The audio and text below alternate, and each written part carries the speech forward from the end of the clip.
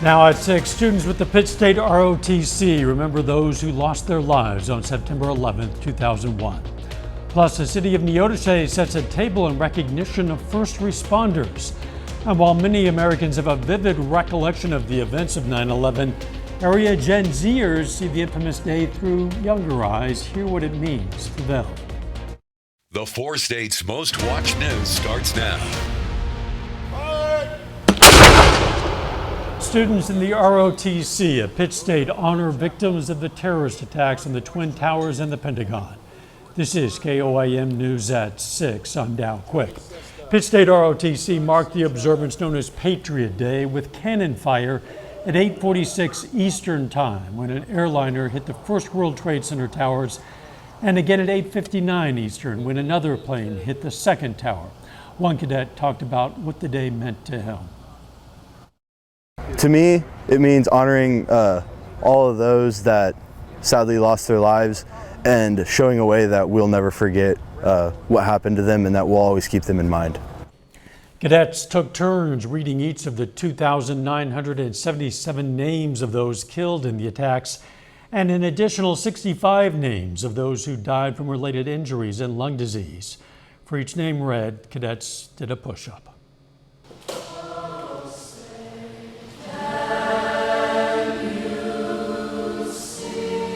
Neodesha High School students opened a luncheon with the national anthem in appreciation for first responders today at St. Ignatius Catholic Church. The church fed people involved with police, fire, hospital staff, and dispatch. For volunteers, it was a way to pay tribute to those first responders on 9/11. My father remembers 9/11 when it happened, and the first responders were a big part of that, and I believe we should give back to them as much as we could. First responders were treated to a barbecue lunch.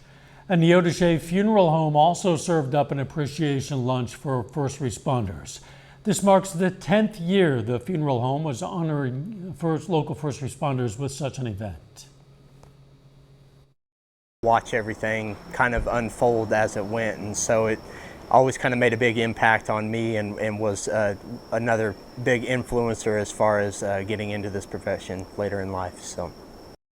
Many men, women, and others became first responders or enlisted in the military in the days following 9/11. And Kansas kicked off its Patriot Day observance a day early with a classic car and bike show. Dozens of cars lined the streets at the VA hospital in Wichita yesterday. Cars in the show were judged by patients of the VA hospital with 3 awards handed out afterwards.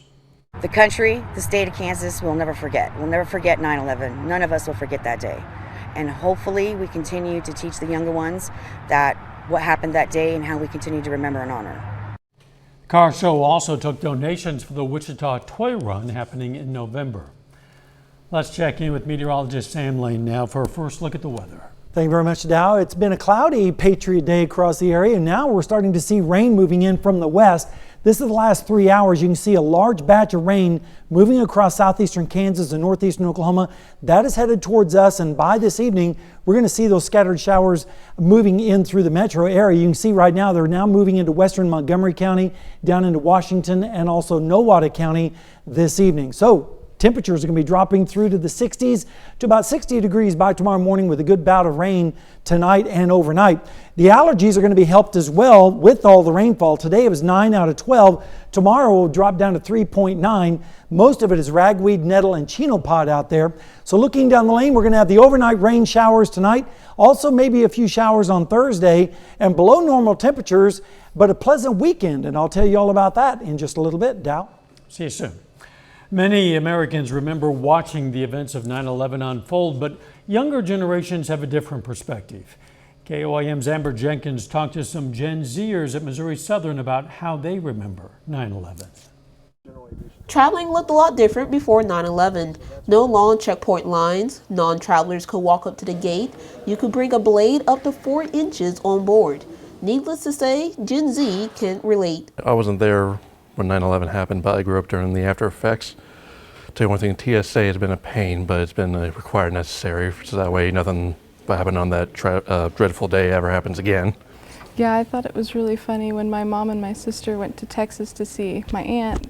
She actually got searched, and she's like this tiny 5'2" woman, and it's just like taking no chances with her and her purse, I guess. She must have just looked like quite the criminal, but it was just crazy for me to hear that they took her away from the line and like to a separate room and just freaked her the heck out. And most of Gen Z experienced the aftermath of 9/11 through their loved ones.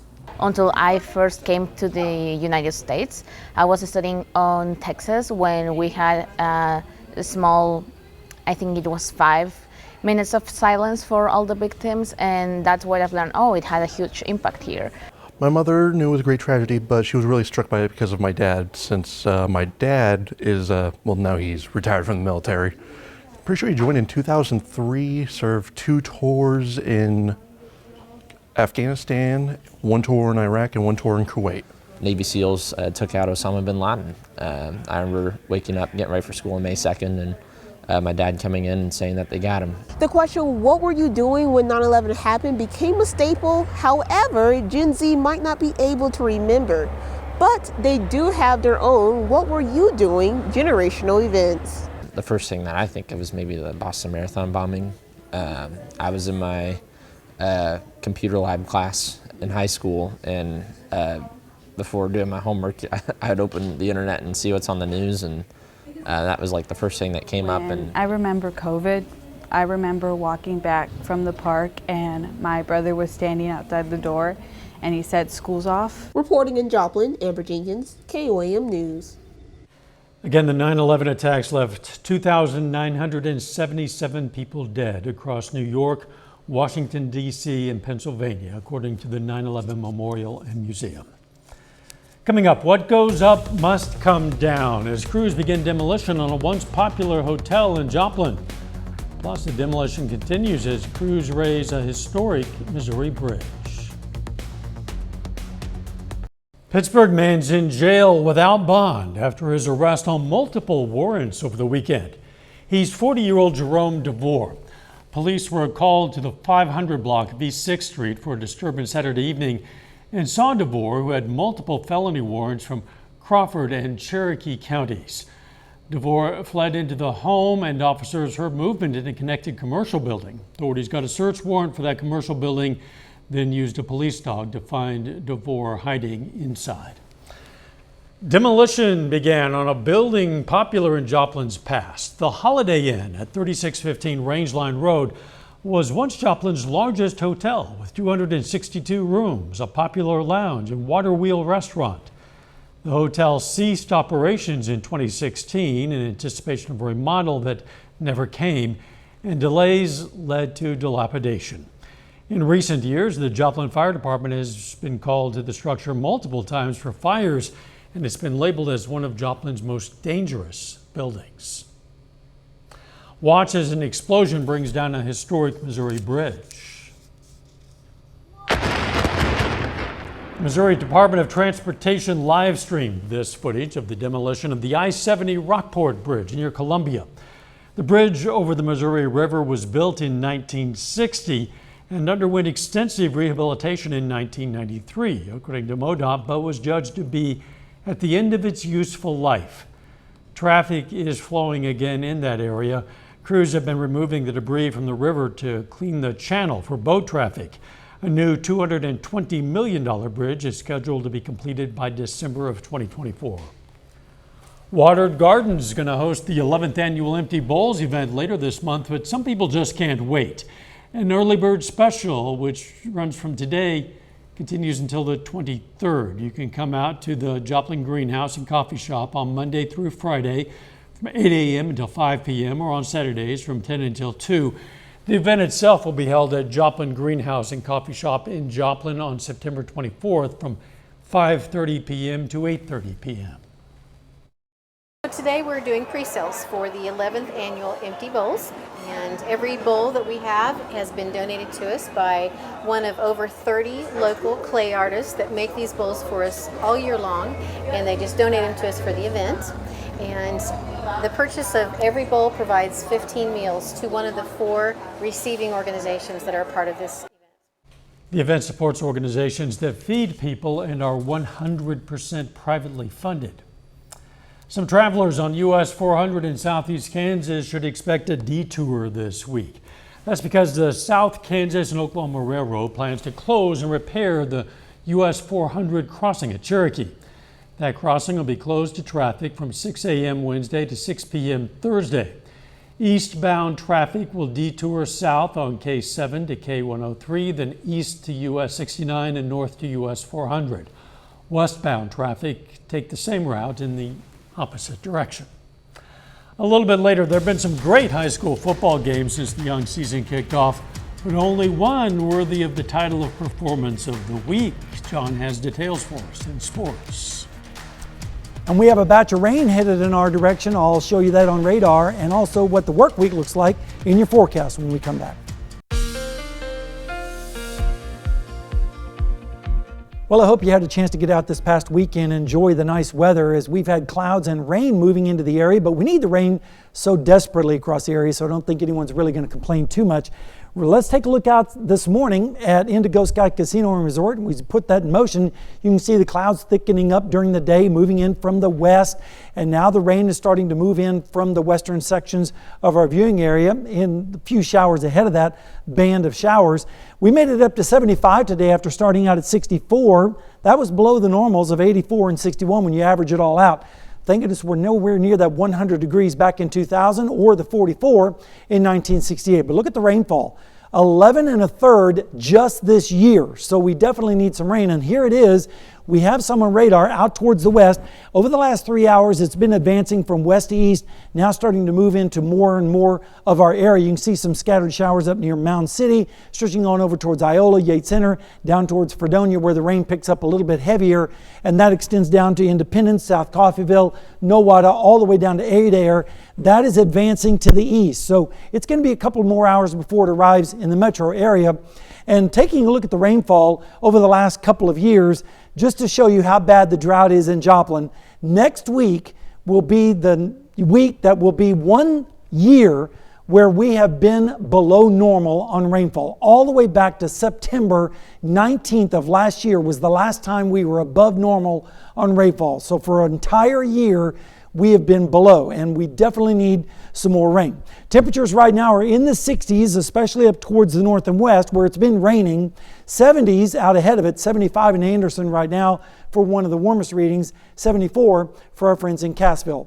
Rain, pretty much a good bet tonight and this evening and overnight. Then as we go through the day, the rain chances will start to drop down below 10 to 20%. So here's the look at the upper level flow. You can see that storm system moving over us now. That's going to move away during the morning and tomorrow. But in its wake, some cooler air is going to be dropping down from the north. And then on Thursday, we have another system that's moving in from the west, but most of that is going to stay to the south and west. We might see a few sprinkles or showers in northeast Oklahoma, but it looks like we're going to be mainly dry. But tonight we're going to be wet with temperatures in the 60s and 70s, and rainfall amounts are expected to be highest along and south of I-44, where some places could pick up over an inch of rain, and that's certainly welcome news. And you can see on the forecast for tonight, lows in the 50s up to the north in Garnett, 60s elsewhere, with the showers moving away. Then during the day tomorrow, partly cloudy skies with highs in the mid-70s. And then as we go into Wednesday morning, check out these morning lows in the 40s across the area, especially the northern sections, and 50s down to the south. And then Wednesday afternoon looking pretty good with highs in the mid-70s. And then Wednesday morning, again, a few areas could see temperatures in the 40s for lows and 50s elsewhere on your Thursday morning. And over the next 7 days, we're going to be below normal on temperatures all week long, with a few showers possible again Thursday. That will mainly be down in Oklahoma, but the weekend at this point, Dow, looks like Chamber of Commerce weather. Looks pretty nice. It's going to be a nice weekend to get outside, maybe even have that outdoor fire pit going for the first time. There you go. I like the idea. Yep. Thanks, Sam. Still at Missouri Southern football gears up for a second consecutive road contest. And Chiefs fans received some good news, exciting news in regards to Chris Jones' contract holdout. John Dales has those stories and more up next.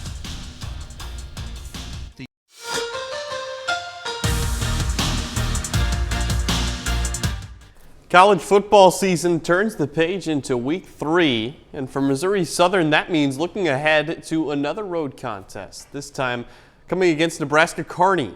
After closing the Thursday's game with an interception, defensive back Khalid Jibril is confident in the defense's ability to continue making plays, with the result hanging in the balance. I love pressure. Pressure busts pipes, and it's not going to bust us. All I know is when that pressure comes, we got to be able to maintain it so we keep going. So it felt great. I love being in that situation because it shows what you can really do at the end of the game. And then, hey, God's willing, through God, because of God, we closed the game off. And we're looking to go up there next week and do the same thing. We were able to make a couple more plays. I mean, again, when you start getting these teams that are so close, and the difference of winning and losing is 3 or 4 plays on either side. And so we were able to make a few more plays in the second half, and that led to the victory. Missouri Southern not receiving any votes in this week's top 25, but across state lines, Pittsburgh State certainly is. The D2 coaches poll released today. The Gorillas remain at the number 3 spot after a dominant road win over Fort Hays State, where they outscored the Tigers 27-0 in the third and fourth quarters. PSU now one of 3 teams in the MIAA to be ranked in the top 25. Northwest falls from 5 to 15 after losing to Emporia State, but that catapults the Hornets up to the 12 spot. And Central Missouri also not in the top 25, but receiving votes after a 2-0 start to its season. Meanwhile, at the high school level, we asked you to decide which football team had the best performance this past week. The votes are all in now. And Colgan is the first group to take home the KOAM Performance of the Week honors in 2023. The Panthers dominated Girard 47-8 on Thursday evening to improve to 2-0. Their next game is against another CNC rival. Colgan has its first road game of the season at Riverton on Friday night. And you can always vote for the Performance of the Week every Friday to Sunday during football season on our website. The defending Super Bowl champions haven't gotten off to the start that most members of Chiefs Kingdom were hoping for. Kansas City falls in Week 1 to Detroit without Chris Jones, who's been holding out for contract negotiations, and without Travis Kelce, who got hurt in practice. Well, the first part of that problem is now gone. The Chiefs announced today that Jones has agreed to a new 1-year deal. That's it, 1 year, the same amount of time left on his old contract. According to Adam Schefter of ESPN, though, this new deal has multiple incentives to make considerably more money this season. And rounding things out with Missouri High School softball action, this game just wrapped up a few minutes ago. Seneca travels on the road to Carl Junction, gets a win. The Indians score 3 runs in the 7th, including 2 on an RBI double from Callie Fields to get their first win of the season. For the Chiefs, though, you get Jones back. I'm not sure that solves the problems you had in Week 1. No, he doesn't catch passes. No, he doesn't. A lot of the receivers don't either at the moment. We'll be right back. Here's a look at what's coming up on KOAM News at 9 on Fox 14. A retired Navy captain recounts the 9/11 Pentagon attack at Miami's Coleman Theater. Plus, how some schools are teaching about 9/11 as part of American history, and how Missouri Southern is helping students fight food insecurity. Those stories, a lot more. KOAM News at 9 on Fox 14.